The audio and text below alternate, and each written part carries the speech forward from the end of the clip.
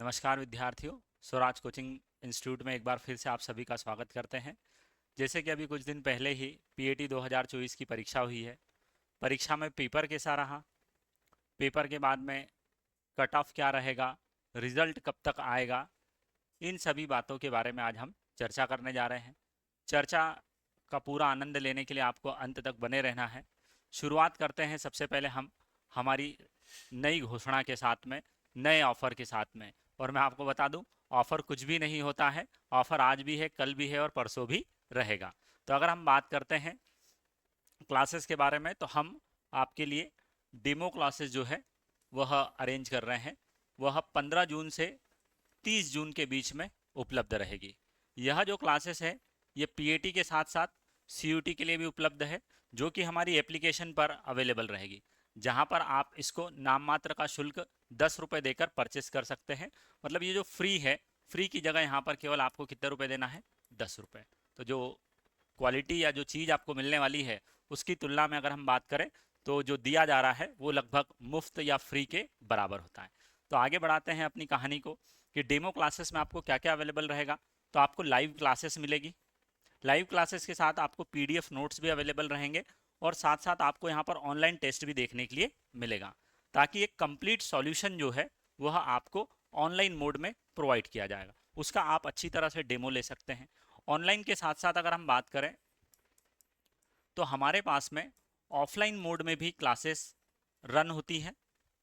खास बात, दूसरी बात, हिंदी और इंग्लिश मीडियम दोनों में सेपरेट बेचेस रहती है।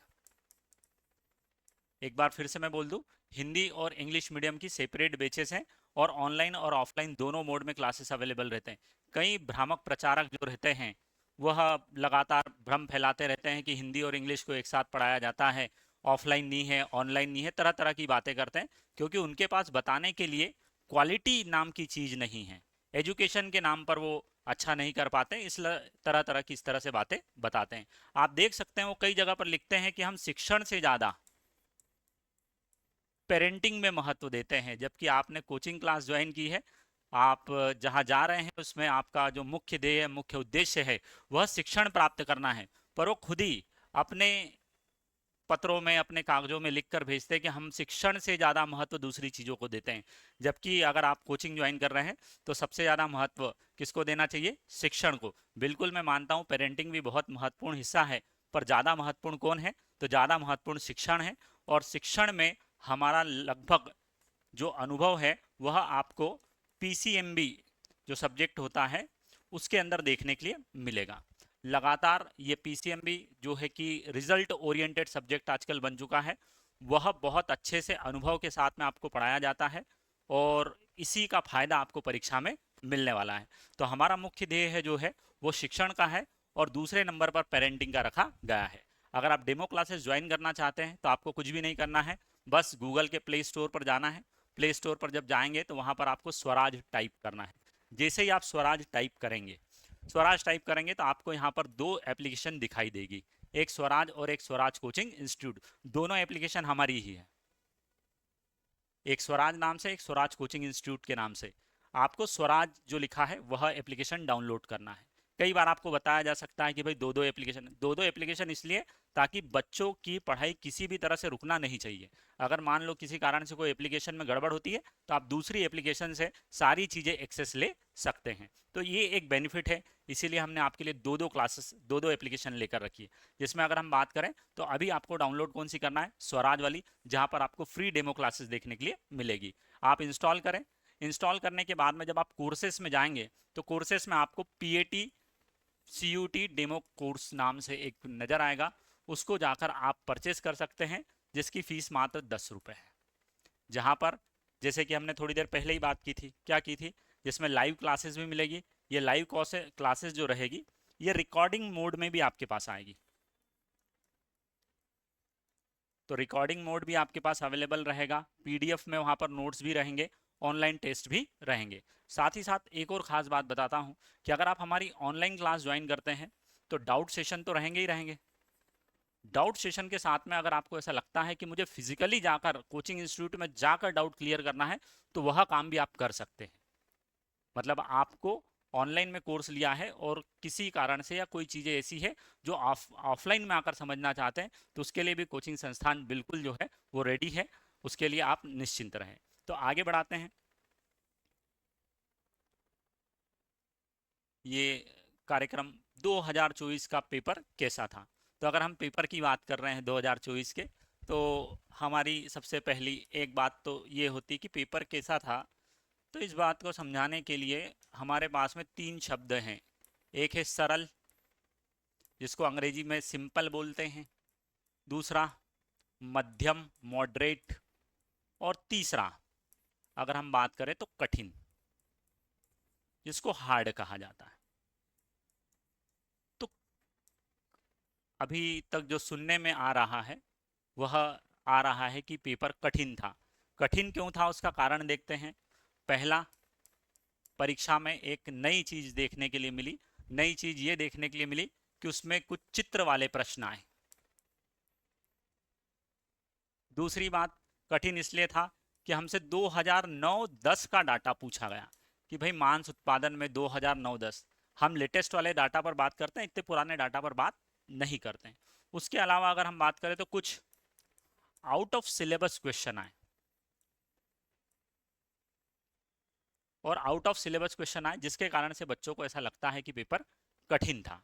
पर मैं अगर मेरे विचार से बताऊं तो पेपर को अगर मुझे एनालिसिस करना है, तो मैं पेपर को एनालिसिस करने के लिए सबसे पहले तीन भागों में विभाजित करना चाहूँगा। इसकी डिटेल जानकारी जो है, पेपर एनालिसिस की डिटेल जानकारी आगे मैं एक वीडियो बनाऊंगा, उसके माध्यम से आपको प्रोवाइड करूंगा। पर किसी भी विद्यार्थी या किसी को भी व्यक्ति को पेपर का एनालिसिस करना चाहिए तो सबसे पहले देखना चाहिए कि हमारे पास में तीन सेगमेंट है, जिसमें से एक है लॉजिक सेक्शन, दूसरा होता है आउट ऑफ सिलेबस, और तीसरा अगर हम बात करें तो नोट्स प्लस क्लास ओरिएंटेड, कि भाई नोट्स और क्लास ओरिएंटेड कितना मटेरियल हमको मिल रहा है। तो अगर हम बात करें कठिन होने का रीजन बताया, तो पहला रीजन चित्र वाले क्वेश्चन, पुराने डाटा, कुछ क्वेश्चन जो है वो आउट ऑफ सिलेबस आए हैं जी। तो इनके कारण से हम पेपर को थोड़ा सा क्या मान रहे हैं, कठिन। दूसरा, नए पैटर्न के क्वेश्चन आए, न्यू पैटर्न।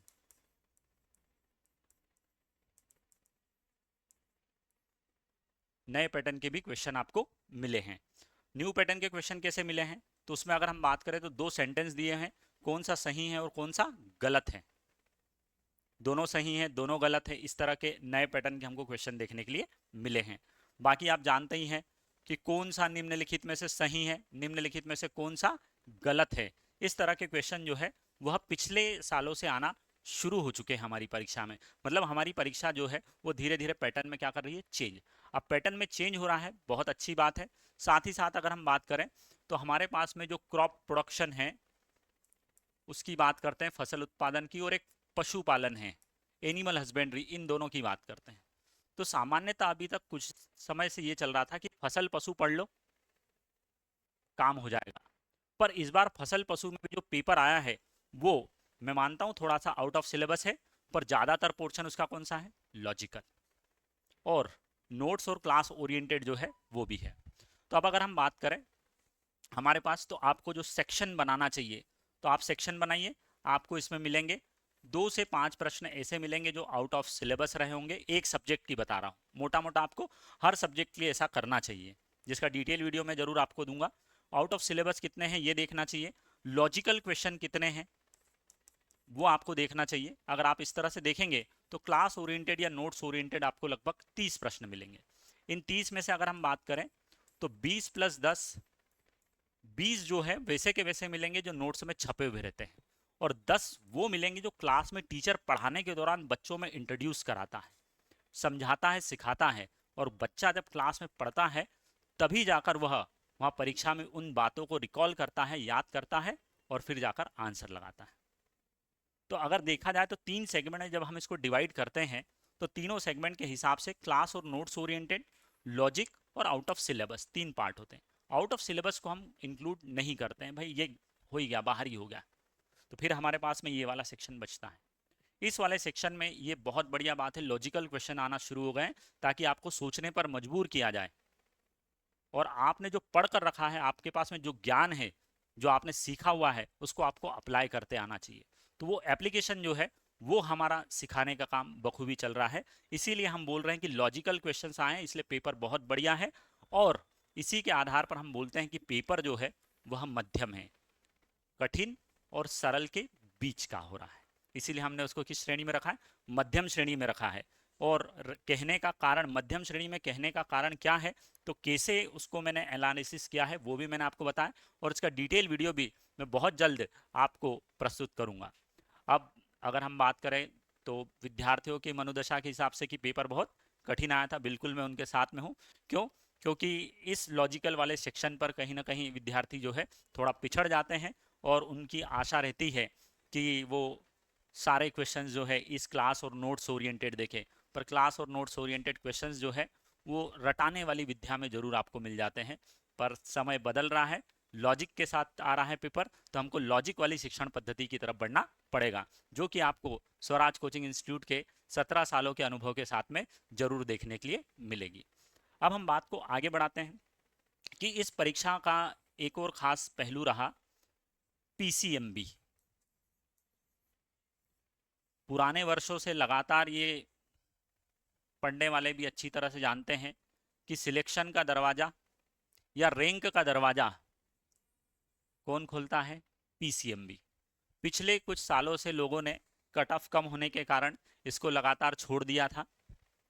वो केवल AG2 और AG3 क्रॉप प्रोडक्शन और फसल उत्पादन को अच्छे से पढ़ते थे और लगभग 100 नंबर तक पहुंच जाते थे, जहां पर उनका सिलेक्शन श्योर हो जाता था। इसी पैटर्न को इस साल भी लोगों ने अपनाया, पर फसल उत्पादन और पशुपालन में इस बार इन क्वेश्चनों की संख्या बढ़ गई, लॉजिकल क्वेश्चनों की संख्या। ये वाले क्वेश्चन थोड़े से कम हो गए, इसलिए नंबर जो है वो थोड़े से डाउन में आ गए। 60-70 नंबर जो है 2-3 में उनको प्राप्त हुए। और जो पीसीएमबी था उसका जलवा पहले की तरह हर बार भी बरकरार है। और यहाँ पर उन्होंने पढ़ाई छोड़ दी थी। क्यों छोड़ दी? क्योंकि कठिन लगता है, समझ में नहीं आता है, और भी बहुत सारे कारण हैं। टीचर रोचक ढंग से पढ़ा नहीं पाता है, इन विभिन्न कारणों से वो इसको छोड़ देता है।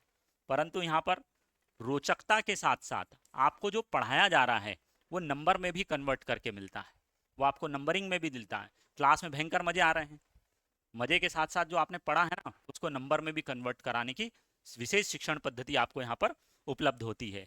इसीलिए सबसे महत्वपूर्ण विषय कौन सा है? पीसीएमबी। तो आज के समय में पीसीएमबी, इस सत्र में पीसीएमबी जो है वह निर्णायक भूमिका में नजर आ रहा है। जिनका पीसीएमबी बढ़िया था उन लोगों के नंबर आपको 100 से ज़्यादा देखने के लिए मिले हैं, और जिन लोगों का पीसीएमबी थोड़ा कमजोर या नहीं पड़ा हुआ था उन लोगों के लिए आप देख सकते हैं 100 से कम वाला पैटर्न आपको देखने के लिए मिलेगा। ये मेरा एनालिसिस है। चलो आगे बढ़ाते हैं। ये पेपर के बाद में कट ऑफ क्या रहने वाला है, अलग अलग बच्चे अलग अलग कट ऑफ के बारे में बताते हैं। अलग अलग लोग बताते हैं कि इतना कट ऑफ रहेगा, कितने नंबर पर सिलेक्शन होगा। तो सिलेक्शन जो है मेनली रैंक से डिसाइड होता है, पर मार्केट में ट्रेंड नंबर का चल रहा है, तो मैं भी नंबरों के साथ ही आगे बढ़ूंगा। नंबरों में अगर हम बात करें तो हम ज़्यादा कुछ नहीं बताएंगे। जो फैक्ट डाटा है ये लास्ट ईयर जिसको हम बोलते हैं पीएटी 2023, है ना, ये 23 है, और 23 में ये phase 1, first counselling second counselling इस तरह से होती है। तो पहली वाली काउंसलिंग में जनरल का कट ऑफ 94.21 रहा था, जनरल फीमेल का 78.35 रहा था, ईडब्ल्यूएस का 93.29, ओबीसी 94.02, ओबीसी कृषक 93, ओबीसी फीमेल 84, एससी 84.79, एससी कृषक 75.29, एससी फीमेल 77.24, एसटी 72.74, और एसटी कृषक 72.5, और एसटी फीमेल 67.7 पहली फेज में पिछले साल रहा है। इस साल की अगर हम बात करें तो अनुमान देख लेते हैं। अनुमान हमारा ये है ना, ये पिछले साल का सटीक है। अगर हम गिराना चाहें तो इस वाले सेक्शन में लगभग 4 से 5 नंबर आप कम कर सकते हैं, और इस वाले सेक्शन में भी आप जो है 3 से 4 नंबर तक कम कर सकते हैं। तो इस तरह से आपको एक टेंटेटिव अनुमान लग जाएगा कि क्या कट ऑफ रहने वाला है। इससे कम भी हो सकता है, इससे कम, ज़्यादा का तो बोल ही नहीं रहा हूँ, इससे कम हो सकता है। ठीक है, तो कितना कम हो सकता है वो एक अनुमानित है, पर ये प्रीवियस ईयर पिछले साल का एकदम एग्जैक्ट डाटा दिया गया है। तो इन नंबरों को ध्यान में रखकर आप आने वाले समय की लिए तैयारी कर सकते हो। उसी समय की तैयारी के लिए हमने जैसे कि आपको बताया कि आप पहले पढ़ें, देखें और फिर कहीं भी एडमिशन लें। किसी ऑफर के चक्कर में, किसी कोर्स के फ्री के चक्कर में आप न आए और पहले सोच विचार कर एडमिशन ले। हम आपको इसी कार्य के लिए जो है डेमो क्लासेस 15 तारीख से लेकर 30 तारीख तक ऑनलाइन मोड में हमारी एप्लीकेशन पर प्रोवाइड कर रहे हैं। साथ ही साथ हमारी बेचेस जो है वह आपको मिलने वाली है। वो बेचेस आपको 15 जून से मिलेगी। 15 जून से आप ज्वाइन भी कर सकते हैं। इसके बाद में अगली वाली जो बेच है हमारी वह 30 जून से आने वाली है। तो ये ऑफलाइन बेचेस है। ऑनलाइन में भी जैसे कि मैंने आपको बताया कि 15 तारीख से हमारी क्लासेस स्टार्ट हो रही है। तो आप पहले पढ़ें, देखें, उसके बाद में समझें और फिर किसी संस्थान को चयन करें। लगातार संस्थान जो है उत्कृष्ट रिजल्ट के लिए जाना जाता है। उसके बारे में कई बार मैं आपको पहले भी बता चुका हूं कि इंदौर शहर में सबसे ज़्यादा अंक लाने वाला विद्यार्थी, 5वें स्थान पर आने वाला विद्यार्थी दोनों 12th प्लस के साथ में थे। खास बात तो 11th और 12th के साथ में अगर आप तैयारी करते हैं, विशेषकर हिंदी मीडियम के विद्यार्थी तैयारी करते हैं, तो ज़रूर उनको फ़ायदा मिलता है। साथ ही साथ हम बात करें तो ये पुराने वर्षों का भी हमारा रिजल्ट है और ये CUET ABC ग्रुप का भी हमारा बेहतरीन रिजल्ट जो कि लगातार कई बार हम बता चुके हैं। तो आपको इन सब बातों का ध्यान रखना चाहिए। ये देख सकते हैं आप रिजल्ट। और अब इसका रिजल्ट कब आएगा, ये किसका रिजल्ट कब आएगा, तो ये PAT 2024 का। तो देखिए अभी परीक्षा हुई है, परीक्षा के लगभग 1 माह के अंदर रिजल्ट आने की संभावना रहती है। रिजल्ट आने के बाद में आप जो है काउंसलिंग में भी थोड़ा सा समय लगता है, तो लगभग 1-2 महीने की प्रक्रिया आप इसको मान सकते हैं। आप सभी से अनुरोध है कि जिनको भी क्वालिफाई मिले, जिनको भी काउंसलिंग में जाने का मौका मिले, वह अपने डॉक्यूमेंट्स जरूर तैयार कराएं। आप कतई ये नहीं सोचें कि मेरे इतने कम नंबर आए तो मेरा होगा कि नहीं होगा। आपको काउंसलिंग में पार्टिसिपेट करना है। आपको जरूर जरूर अगर आपके नंबर योग्यता के अंदर आएंगे तो आपको जरूर जरूर बढ़िया वाला कॉलेज मिलेगा। पर अगर आप कई बार हमारा देखना हुआ है कि बच्चा जो है मन में विचार कर लेता है कि मेरे तो इतने नंबर आए हैं, मेरा सिलेक्शन नहीं होगा, वो काउंसलिंग में पार्टिसिपेट नहीं करता है। और फिर जो है जब उसको पता चलता है कि उसके नंबर तो 94 थे और कट ऑफ जो है वह 93.06 वाले लड़के का भी सिलेक्शन हो गया, तो उस दिन वो ठगा हुआ महसूस करता है कि अरे यार मेरे तो 94 थे और 93 नंबर वाले का हो गया है। तो हम सभी विद्यार्थियों से, पालकगणों से निवेदन करते हैं कि काउंसलिंग का फॉर्म जरूर जरूर भरें। ये एक महत्वपूर्ण जानकारी आपके लिए है। तो आप हमारी जो फ्री डेमो क्लासेस हैं, जिनका नाम मात्र का शुल्क 10 रुपये है, वह स्वराज कोचिंग इंस्टीट्यूट से डाउनलोड कर सकते हैं। बढ़िया तरीके से पढ़ें। और अंत में वीडियो ख़त्म करने के पहले मैं एक बार बताना चाहता हूँ कि हमारे कुछ विद्यार्थी हैं जिन्होंने क्रैश कोर्स ज्वाइन किया था, या कुछ विद्यार्थी ऐसे हैं जो 12th प्लस में थे, या कोई विद्यार्थी ऐसा था जो ड्रॉप लेना चाहता है या ड्रॉप बेच में आना चाहता है, तो उसके लिए क्लासेस बिल्कुल रन कर रही है। पर उसने एग्ज़ाम दी, एग्ज़ाम में उसको लगता है कि हो भी सकता है और नहीं भी हो सकता है। तो वो अगर संशय में है और वो चाहता है कि अगर मेरा नहीं हुआ तो मैं कोचिंग ज्वाइन करूंगा और अगले साल ज़रूर अच्छे नंबरों के साथ सफलता लेकर आऊँगा, पर उसके मन में कहीं ना कहीं ये रहता है कि अगर मैं कोचिंग क्लास ज्वाइन कर लूँगा, मैं वहाँ पर जाऊँगा, मैं फ़ीस जमा करूँगा और फीस जमा करने के बाद में अगर मेरा सिलेक्शन हो जाएगा तो मेरी फ़ीस का क्या होगा। तो मैं आपको उस चीज़ के लिए निश्चिंत कर देना चाहता हूँ कि अगर आपका MPPAT के गवर्नमेंट कॉलेज में सिलेक्शन होता है, आप जो है अपना एडमिशन फॉर्म जो है वो दिखा दीजिएगा, साथ में 250 ग्राम पाव पाव भर, है ना, 250 ग्राम पाव भर थोड़ी सी मिठाई विठाई खिला दीजिएगा और आपकी जो भी फीस है वो आपको पूर्णतः रिफंड कर दी जाएगी।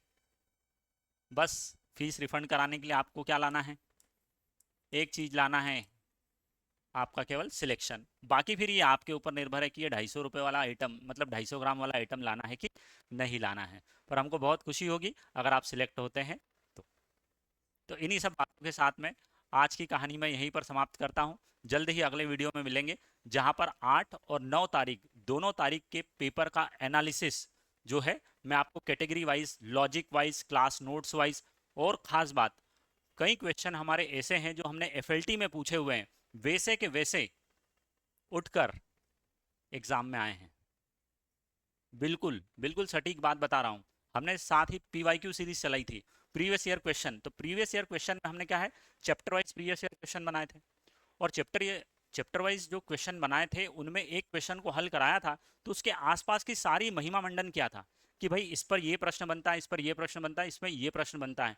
आपको हम वो भी बताएंगे कि कहाँ पर हमने क्या बताया और वैसा का वैसा प्रश्न कहाँ पर उठकर आपको 2024 की पीएटी में देखने के लिए मिला है। इसीलिए हमने उस समय भी बार बार कहा था कि आप पीवाईक्यू सीरीज और हमारा एफएलटी जो है वो जरूर ज्वाइन करें और उसके प्रश्न जरूर लगाएं, जिससे आपको परीक्षा में बहुत बहुत फायदा मिलने वाला है। तो ये सारा एनालिसिस के साथ में मैं आपसे जल्दी ही मिलने वाला हूं। तब तक के लिए आप सभी को बहुत बहुत धन्यवाद।